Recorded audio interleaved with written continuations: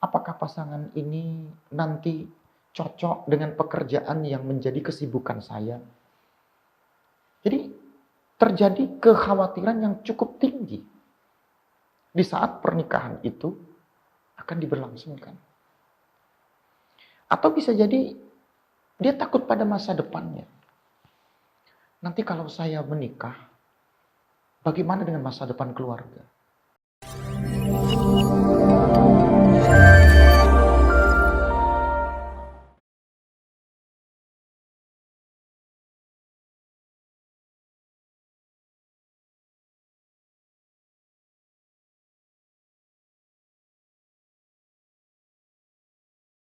Bismillahirrahmanirrahim. Assalamualaikum warahmatullahi wabarakatuh. Alhamdulillah. Alhamdulillahirabbil alamin. Wa bihi nasta'inu ala umurid dunya waddin. Wassalatu wassalamu ala asyrafil anbiya wal mursalin wa ala alihi wa ashabihi wa man tabi'ahum bi ihsanin ila yaumiddin, amma ba'd. Sahabat muslim dimanapun berada, wabil khusus adik-adik teman-teman kita remaja Masjid An-Nur Kabupaten Sidoarjo, terima kasih atas amanah kepercayaan yang insya Allah di pertemuan kita saat ini kita memasuki kajian pranikah untuk seri yang ke-6, yang kalau tidak salah tema yang diberikan kepada kita ini bagaimana ketika kita akan menikah, itu terjadi rasa was-was, rasa bimbang, sehingga muncullah tema resah dan gelisah saat menjelang pernikahan. Kami melihat hal yang wajarlah ketika orang itu ingin melakukan dan melaksanakan sesuatu, apalagi sesuatu yang akan dilaksanakan ini adalah sesuatu yang sangat sakral, sangat istimewa, sangat bermartabat, ya, seperti pernikahan. Pernikahan itu sangat istimewa, sangat bersejarah, pernikahan itu sangat sakral, sangat berwibawa, sehingga ketika itu akan dilakukan oleh seseorang, muncul rasa takut, was-was, bimbang, gelisah. Nah, ini yang kira-kira mungkin menjadi beberapa masalah dalam beberapa sahabat-sahabat kita, khususnya teman-teman dari remaja masjid dan ya adik-adik kita, teman-teman mahasiswa-mahasiswi, dan ketika mereka dihadapkan kepada masa yang istimewa ini, dia menemukan hal yang paling berat. Kami contohkan, ada seorang anak muda yang ketika dia didatangi oleh seorang laki-laki yang ingin melamarnya, lalu kemudian dia menyetujui, orang tuanya pun berembuk, dan akhirnya terjadi kesepakatan kapan harus dilakukan silaturahim untuk ta'aruf, kapan disepakati untuk khitbah atau yang kita kenal dengan tunangan, lamaran, lalu kapan dilakukannya akad nikah, kapan sampai diberlangsungkannya walimatul urs. Nah, menjelang waktu yang paling bersejarah, khususnya ketika akan melaksanakan akad pernikahan, seseorang akan dihadapkan kepada sesuatu yang rasa takut, bimbang, gelisah. Itu yang sering terjadi dalam kehidupan ketika orang akan melakukan sesuatu yang hebat dalam hidupnya. Bisa jadi dia tidak yakin terhadap pasangannya. Apakah pasangan saya ini terlalu dekat usianya? Apakah pasangan saya ini diterima oleh keluarga saya? Apakah pasangan saya ini benar-benar mau menerima saya? Apakah pasangan ini nanti cocok dengan pekerjaan yang menjadi kesibukan saya? Jadi terjadi kekhawatiran yang cukup tinggi di saat pernikahan itu akan diberlangsungkan. Atau bisa jadi dia takut pada masa depannya. Nanti kalau saya menikah, bagaimana dengan masa depan keluarga? Calon suami saya cuma guru ngaji, apakah cukup dengan penghasilan guru di TPQ? Atau dia cuma menjadi guru baca Quran? Atau dia cuma menjadi guru ngaji yang ada di kampung-kampung kecil? Rasa takut untuk berpikir tentang masa depan itu muncul.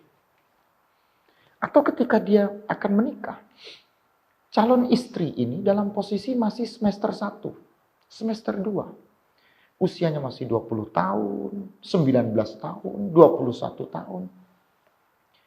Muncul kekhawatiran dari sang suami. Sang suami misalnya usianya 24, 25 tahun. Dia bimbang, apakah pasangan saya tidak terlalu kecil? Tidak terlalu muda? Apakah usia ini terlalu dekat atau terlalu jauh? Bisa jadi suaminya lebih muda, calon istrinya lebih tua. Bisa jadi calon suami terlalu tua, calon istrinya masih sangat terlalu muda. Nah, muncul rasa yang dikhawatirkan dengan apa yang akan terjadi pada masa depan. Bisa jadi juga muncul takut hidup nanti tidak bisa bahagia. Dia melihat calon suaminya, kehidupannya, keluarganya kurang islamis, kurang harmonis. Atau bapak dan ibunya sudah tidak ada, dia hidup sebatang kara, ya, bersama kakak kandungnya atau dia ikut dengan pamannya. Jadi muncul rasa takut nanti jangan-jangan dia tidak bisa bahagia. Atau menikahi calon istrinya, ketika akan menikah calon istrinya punya penyakit. Entah penyakit bawaan, atau karena memang penyakit ya fisik yang lemah, atau karena kondisi keadaan yang tidak memungkinkan. Jadi ada kekhawatiran rasa bahagia atau tidak dalam pernikahan itu.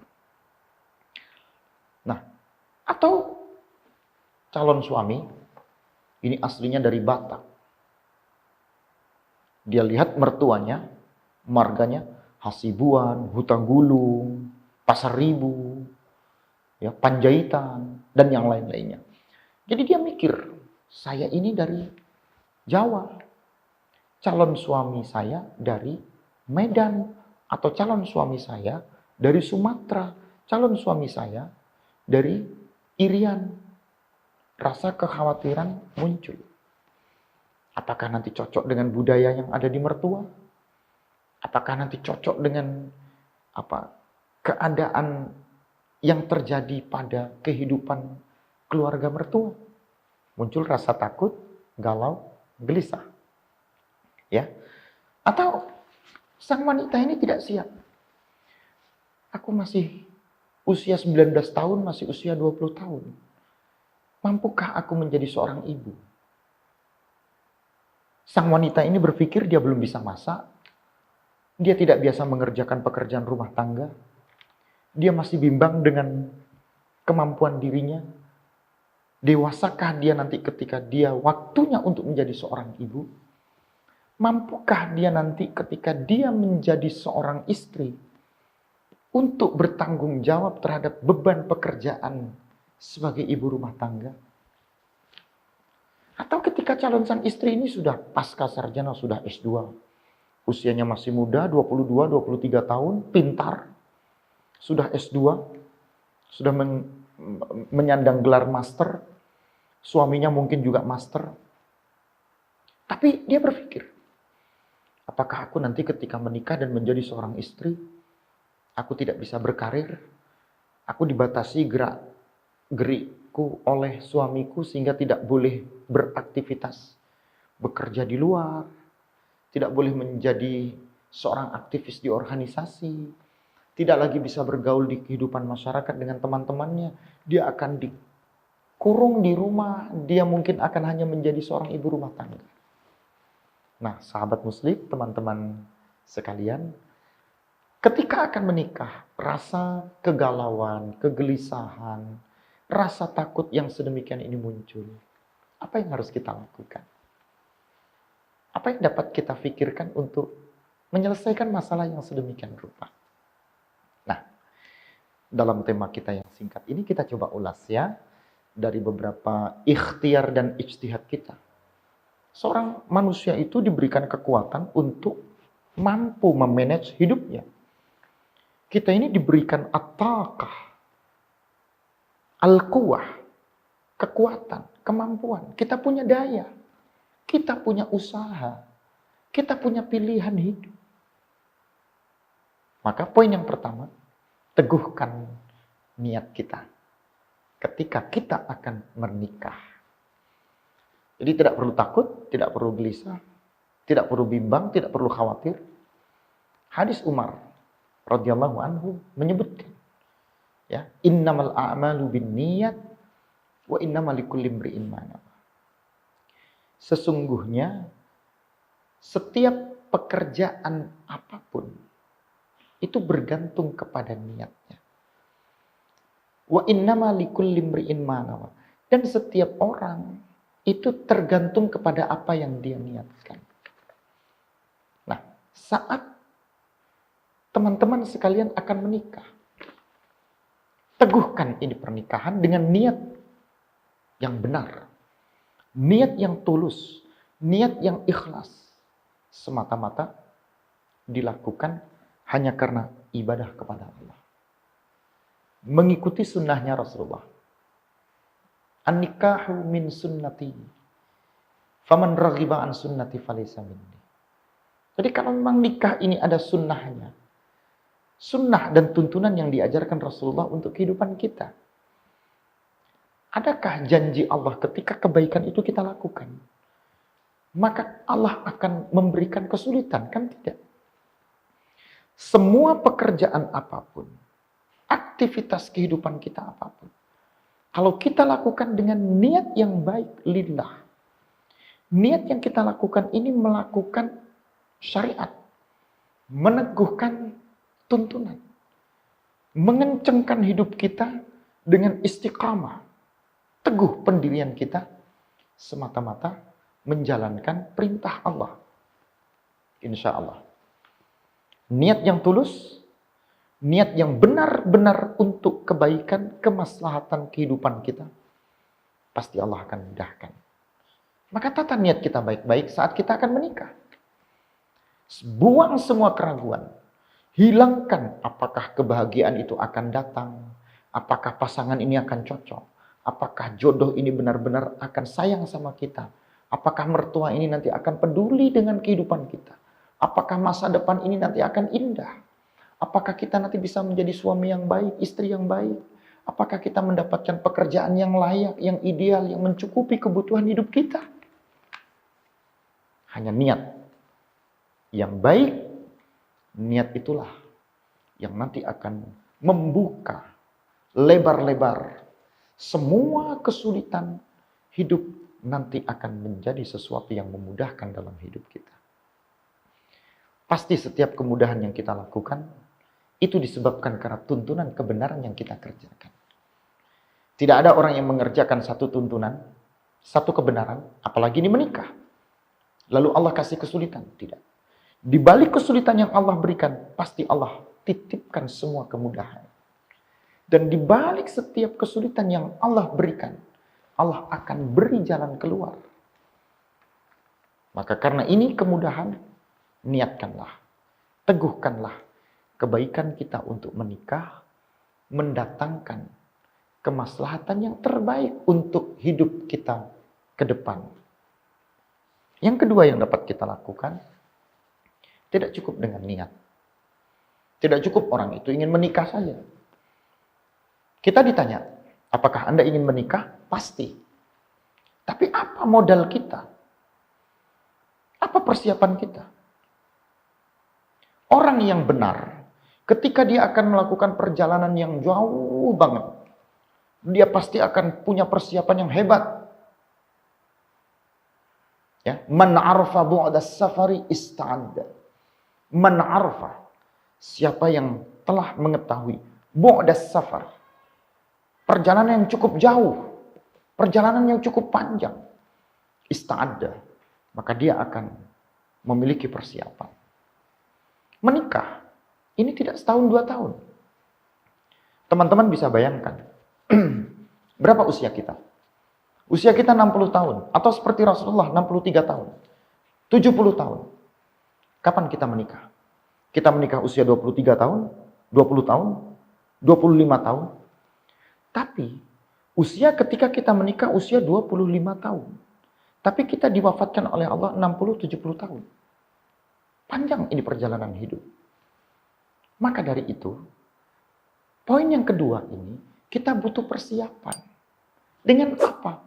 Belajarlah fikih pernikahan. Karena banyak masalah dalam pernikahan itu. Yang permasalahan ini dibutuhkan kedewasaan, dibutuhkan kemaslahatan, dibutuhkan pemahaman kita yang baik tentang hukum Allah yang menikah. Mengapa Allah berikan kewajiban kita untuk menikah? Mengapa Allah perintahkan menikah itu sunnahnya Rasulullah? Siapa yang benar-benar melaksanakan sunnahnya Rasulullah, maka dia benar-benar adalah orang yang mengikuti jejaknya Rasulullah. Artinya apa di situ? Kita diminta untuk belajar. Kita diminta untuk mengetahui. Kata-kata faqih itu dari kata-kata faqihah. Yafqahu. Al-fiqhu itu artinya adalah al-fahmu.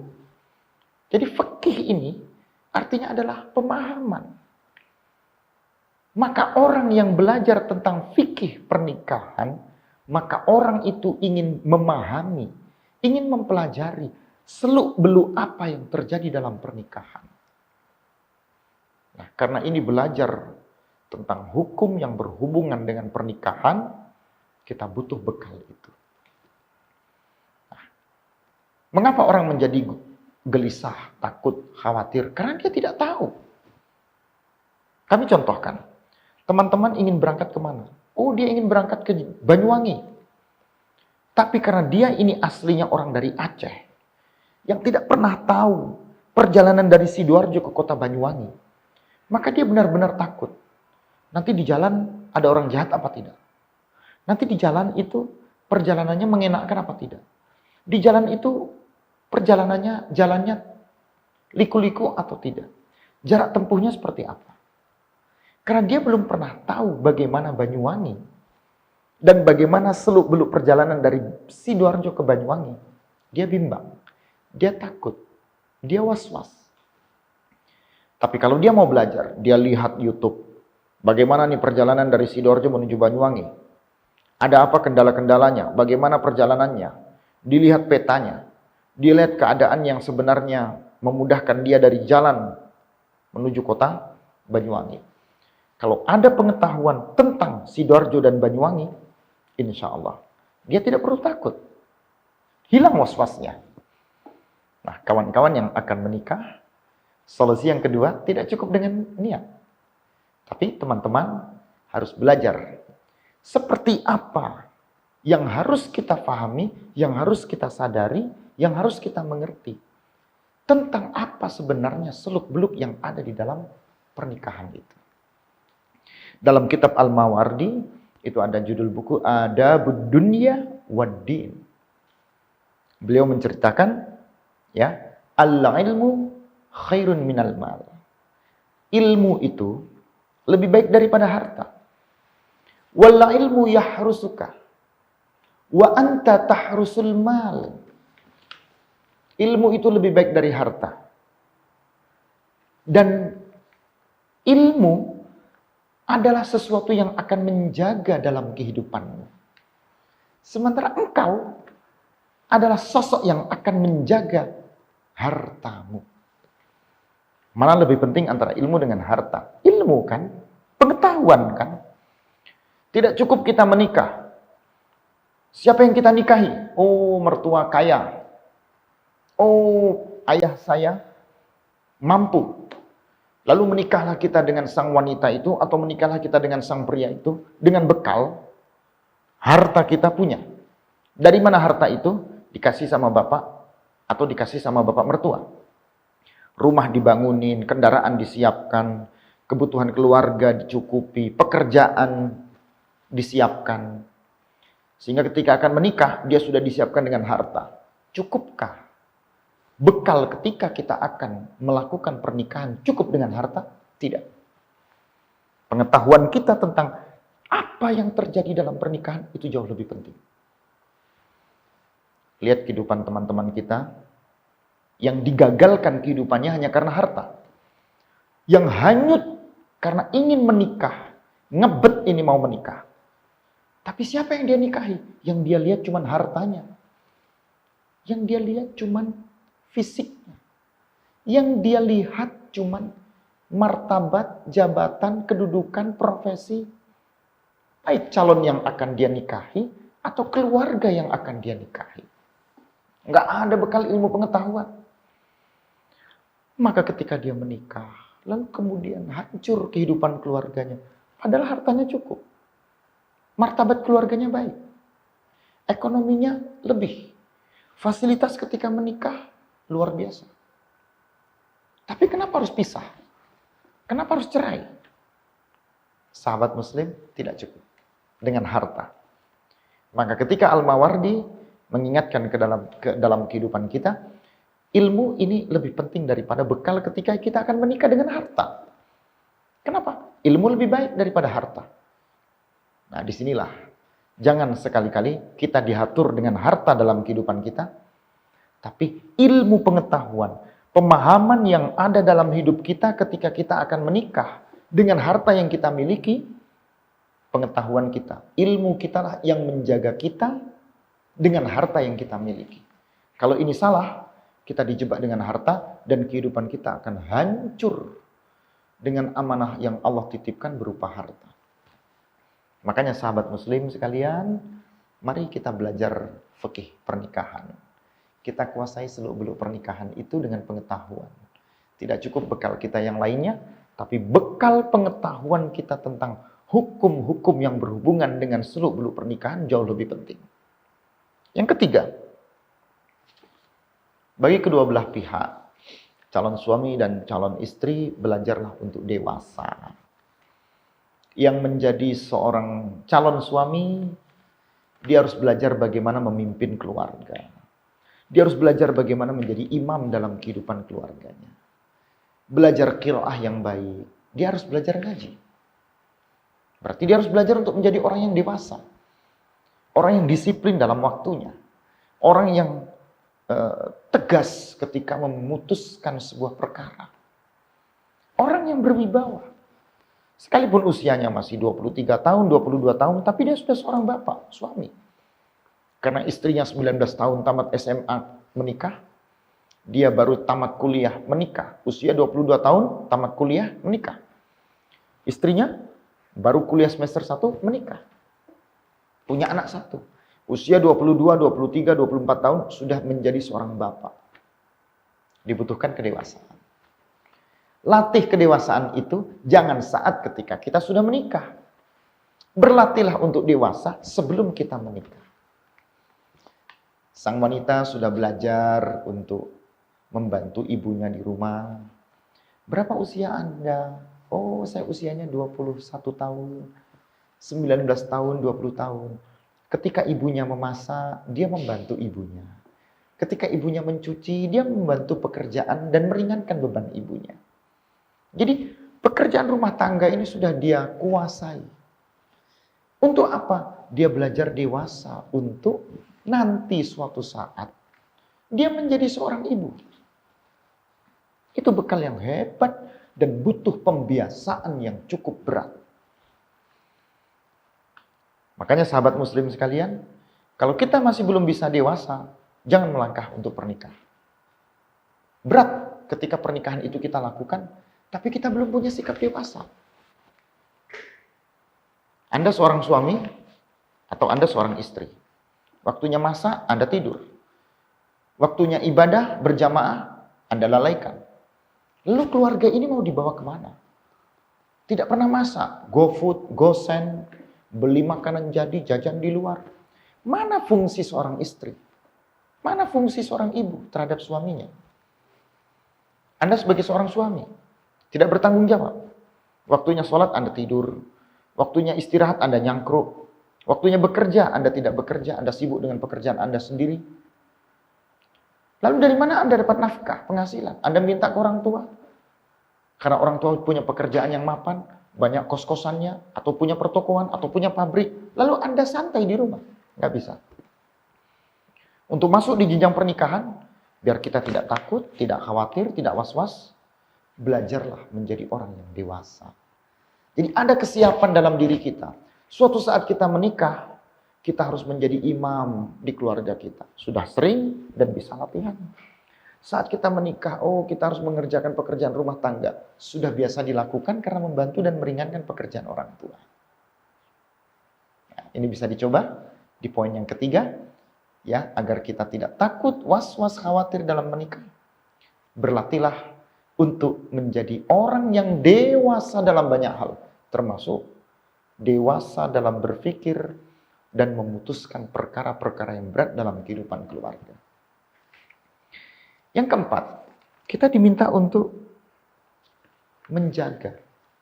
Apa yang dijaga? Fisik kita, tubuh kita, diri kita, kepribadian kita. Dalam hadis disebutkan, tazawwaju, nikahilah. Menikahlah kalian dengan siapa?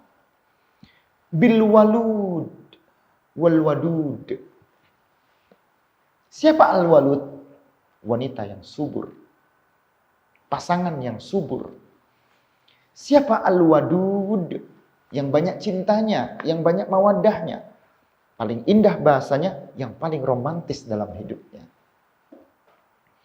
Jadi hadis ini mengarahkan kepada kita, dalam hadis tersebut, hadis Abu Daud ya 2052, itu mengajak kita, ayo menikahlah kalian dengan siapa? Dengan pasangan-pasangan yang subur dan pasangan-pasangan yang romantis.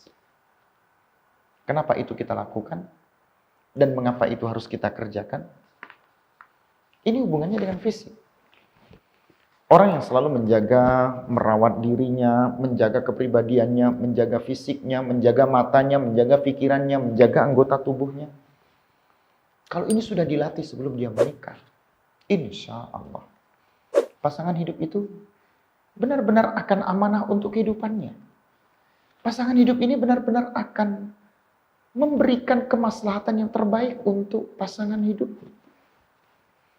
Dia orang yang paling romantis. Dia orang yang paling enak diajak berbicara, diskusi. Dia orang yang paling bijak ketika memutuskan sebuah perkara. Lalu apa yang ditakutkan ketika mau menikah? Sudah latihan untuk menjadi orang yang romantis, sudah berlatih menjaga makanan, ini makanan yang berbahaya, yang nanti menyebabkan penyakit-penyakit yang tidak baik untuk tubuhnya, entah kanker itu, kanker ini, entah ini nanti merusak ini, merusak itu. Dia sudah jaga. Jadi ketika menikah, dia tidak takut karena dia menjaga fisiknya. Nah sekarang bagaimana ketika orang mau menikah, dia tidak pernah menjaga fisiknya. Kurap ada di mana-mana, panu ada di mana-mana. Apakah Anda akan pede ketika mau menikah? Ketika akan menikah ada panu di sini, panu di situ, kurap di sini, gatal-gatal di situ. Kan nggak pede jadinya ketika mau menikah, punya rasa takut, bimbang, khawatir. Atau punya penyakit dalam yang kita tidak tahu. Sahabat muslim, rawat baik-baik jasad, tubuh kita, fisik kita. Makan makanan yang sehat, olahraga yang cukup, istirahat yang baik. Ya, ini perawatan yang sehat untuk tubuh kita. Banyaklah berpuasa, ya.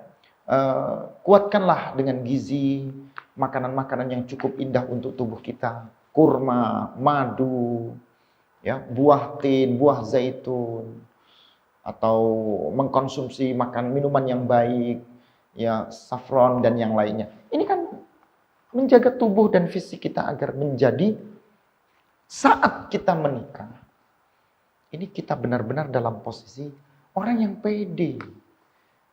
Karena tidak ada cacat dalam tubuh kita. Tidak ada aib. Sehingga kita tidak ada rasa bimbang, khawatir ketika akan menikah.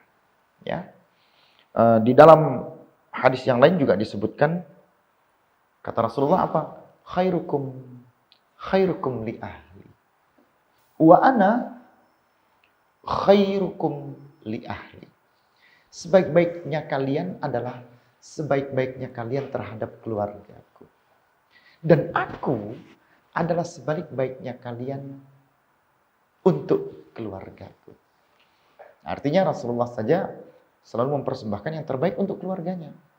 Maka kita pun akan melakukan kebaikan itu untuk keluarga kita. Sahabat muslim, teman-teman remaja masjid dimanapun berada, khususnya teman-teman remaja An-Nur, sudah beberapa poin kita sampaikan. Yang terakhir adalah jangan lupa iringi doa dan bertawakal kepada Allah Subhanahu wa taala. Jangan ada rasa bimbang, jangan ada rasa takut, jangan ada rasa was-was ketika kita akan menikah. Bukankah menikah itu kebaikan? Bukankah menikah itu adalah melaksanakan tuntunan Rasulullah? Maka ketika itu adalah tuntunan kebaikan, syariat yang Allah berikan, iringi dengan doa. Banyak-banyak berdoa kepada Allah dan banyak-banyaklah bertawakal, berserah diri kepada Allah Subhanahu wa taala. Insya Allah segala bentuk kebimbangan, kegalauan, rasa takut dan gelisah ketika pernikahan itu akan kita lakukan menjadi dihilangkan. Karena ada doa dan sikap tunduk dan berserah dirinya kita kepada Allah Subhanahu wa taala. Mudah-mudahan poin-poin berikut tadi dapat memudahkan kita untuk melakukan apa yang telah Allah perintahkan dan Rasulullah tuntunkan untuk hidup kita. Jangan lupa komentar di link YouTube kami, Ustadz Eko Asmanto, dan jangan lupa berdiskusi bagi teman-teman remaja An-Nur, remaja Masjid An-Nur, dapat berdiskusi di grup, boleh juga berdiskusi di komen YouTube kami, barangkali ada di luar waktu diskusi kita. Ya mudah-mudahan itu memantapkan kita, memberi semangat kita, memberi kekuatan iman dan ketakwaan kita untuk melakukan sesuatu yang telah Allah perintahkan.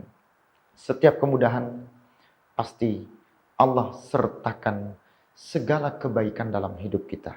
Selama kemudahan yang kita pilih adalah kemudahan yang berhubungan dengan tuntunan yang tidak bertentangan dengan apa yang telah Allah larang dan Rasulullah tidak benarkan untuk hidup kita. Mudah-mudahan bermanfaat. Semangat untuk belajar kebaikan dan semoga kita selalu diluruskan untuk membangun dan mengistiqomahkan apapun bentuk kebaikan yang dapat kita kerjakan. Mohon maaf atas segala kekurangan. Billahi taufiq fi sabilil haq. Nasrun minallah wa fathun qarib. Wassalamualaikum warahmatullahi wabarakatuh.